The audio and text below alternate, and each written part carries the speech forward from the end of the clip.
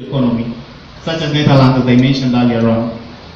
And coming to the statistics of it, the statistics will point that ni kisioni cha National Museums of Kenya valangu thunene ya manyiwa kuma imanyisioni sikvathukanganio mevikite kielelo kinene kikunene nya yulwa mwikati wa matambya memwanya na lama ilite kwoswa na kunewa mwana wa mbeku kitana na kumina thina wanzano ula vandu vakavinda ithitwe ikinyite na kukusiwa nthini wa isio sikvathukanganio vanthi ya Kenya. They will be able to understand how they operate in their own areas of operation.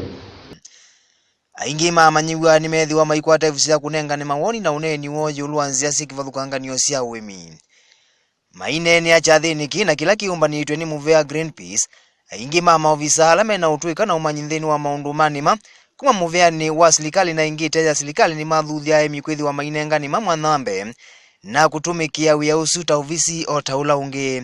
Kavindani kauene nthini mathuthwa kwithi wa mayivetana na utumi wanda wa miundanio na kwithi wa maitumia nzia cia tene vala mendekanika na mavikia kuvanda miti tanzemu ya kwikithia kana ni mavikia kukwata mbua ya kwena na ila ina utonyi wa kutetheesha nthini wa muyana wa mimea yo.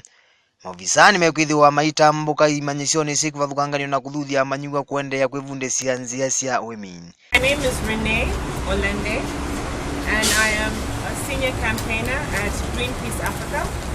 So today we decided to convene a debate on World Food Day to sensitize students and the general public, because we want to have, this is going to be on Facebook live stream, and we're also going to be tweeting about it. We have tweeted about it on food sovereignty, specifically ecological farmers, and how the government has a responsibility to empower farmers to set up policies that allow for ecological farming to take flight, and also just to let consumers and students know about the value of ecological farming.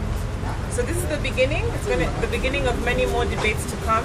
I think we did very well, and we're looking forward to having many more. Our next step is to make it more holistic. We'll have more universities from different constituencies. We do have projects in Siaya, we have a project in Machakos, and there are a few more other ones coming up in Turkana. So of course we're going to have opportunities to engage more students, engage more stakeholders, consumers. Chathini kia manyiwa na mavikia kwikanesa ni mavikia kukwata certificate na mavikia kukwata kimanza cha silingi ngili 10. Ni chathiki mwana kila chavikia kuwete amanyiwa kauta kuma imanyisioni sikvathukanganio kwa vamwe. Chathiki mwana na kila chavikia kutwairwa nthini wa mawithiruluko ma National Museums of Kenya wala amanyiwa amethwa mainengane mawoni moyo ndumwe na nzia sikvathukanganio cia wimi. Cheni ni chama vondi ripoti ya mapa masitwa ni tawajini wa Mbau.